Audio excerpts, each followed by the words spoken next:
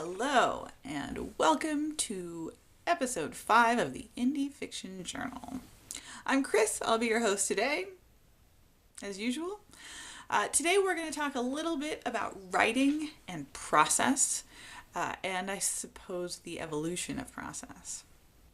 I write a lot, as I have mentioned, and one of the fun things about writing a lot is it's a little bit like watching a kid grow in the first year of life, because you can track development a lot more clearly. I think when I used to write and just kind of vomit words onto the screen, it was harder to see when I was getting better, when I was changing, or when I was focusing on things, because I had no systems really in place. And, I was a very young writer, so I didn't really, there's an inverse relationship. I'm sure I improved, but we don't know, because I don't read any of that awful stuff I used to write anymore. But then again, it gave me Will and Adam and their extended family, so I guess I can't complain too much. I wrote many hundreds of thousands of words.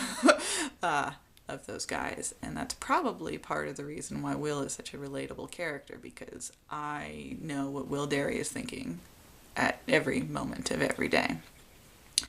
So I'm intrigued right now because I did a Goodreads group prompt sort of story thing last year called "Don't Read in the Closet" for the Goodreads male romance group. I just completely forgot the name of that group. It's a closed group, but if you enjoy gay romance, you might enjoy joining it. Every year they do this awesome event, and I am full of admiration for the people who put it on, because it's just astounding amounts of work, where they collect, this year it was 200 prompts from people, from anyone can write a little prompt, and they start out "Dear Author," and then they kind of give a story idea to varying degrees of sort of detail, and these prompts are collected and they're posted, and writers claim them and then write the story that goes along with it. And then these stories are like edited and revised and published. The work is phenomenal. Formatted. Anyone who's ever done the formatting for ebooks will appreciate that this is an incredible amount of work. So last year I wrote "Going Home" for this project, and at the time it felt like I had planned for it pretty well. And by planned for it pretty well, I mean that I spontaneously grabbed a reopened prompt, went outside to play with my kid for a little while, and basically the story kind of wrote itself in my head. And I think wrote down a couple of lines of what I thought was going to happen, and had some ideas. I mean, I maybe 200 words of ideas of how that was going to go. And at the time, as I said, that was a good pre-production process for me. That was basically, what I did.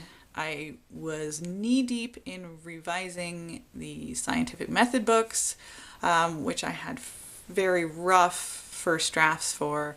So I hadn't had to, produce anything brand spanking new, straight to the page for a long time, for a couple of months. So that was a different time. And I certainly think, I know I have mentioned this before, that the soggy middle of "Going Home" is really one of my most cringeworthy publishing credits at this point. So that's all we'll say about that. I mean, I love "Going Home" in a sense, but we have a very estranged relationship. This year, and this is interesting because it's a a marker, I guess, because that was last year at a similar time, and this is this year at this time. I am also writing a story to a prompt, and my research has been intensive. I have paid a hell of a lot more attention to setting because I did not pull off what I was attempting to pull off in the home series, which was making it such a general setting that it could be anywhere. It just feels like I didn't pay attention to the setting at all. Sad face. What I needed is Springfield. I needed to call it Springfield because that's what the town in The Simpsons was. And I don't know if this is true, but I remember hearing at some point that there's a Springfield in every state in the US, and that's why they called it that. So it could be anywhere. It could literally be set anywhere. And that's what I was going for and did not pull off in the home series. So this year I was not fucking around. This year, in order to not fuck that up, I actually placed the story in a town that I already write in, so that it's cemented in my head where it is. So that's a neat little writing trick. If you write a lot of different stuff, you can always place something in a town that already exists in your imagination. I love stuff like that. I mean, I love Castle Rock, Maine, which is not a real place. It's Stephen King's sort of quintessential Maine town. And I love Castle Rock. I could draw you a map of Castle Rock,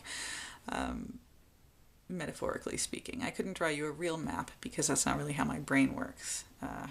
I have actually done experiments where I learn a town by walking it and then draw a map and then compare it to an actual map.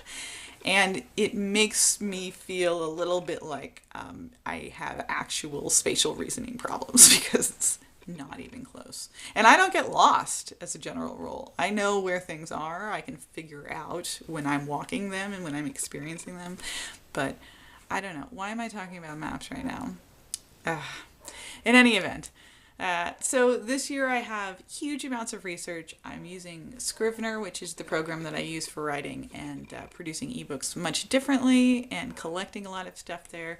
This story also has in it 3 plays that are being produced, and I, tracked down copies of the sort of theatrical scripts for those plays, and that is also in Scrivener. I don't want to say taking it more seriously because that's incorrect. I think I'm taking pre-production more seriously now than I did this time last year. And that's really helpful to me. I love walking into a story feeling kind of steeped in my research for that story. So I don't know. I guess that this is the kind of nerdy writer shit that I find really interesting. I love hearing how other people, pre-produce or produce or research or do whatever they do to kind of nurture the story world in their head. So this is what I've been doing. I've watched a lot of YouTube clips of musicals. I actually rented On the Town from Google, which was not a seamless rental experience, unfortunately. But for $3, I watched the movie, and that was pretty good, even though the plays got some significant differences. But, that's all. So there may be one line where a character says something about the differences between the movie and the play, and that's just adds depth. Everything adds depth. I like to overly research and then basically not use any of my research because I think that it all comes through. I think that all of that time I spend is helpful to the eventual story. So there you have it. That's a little nutshell of how my process has changed in the last year, and hopefully I'll do another one of these videos next year and I'll have a totally different process to share because that's how writing works for me. I do it fast and I keep tweaking process constantly, and that's fun because I like doing it that way. All right, I'm Chris. This has been the Indie Fiction Journal. I will see you next week. Bye.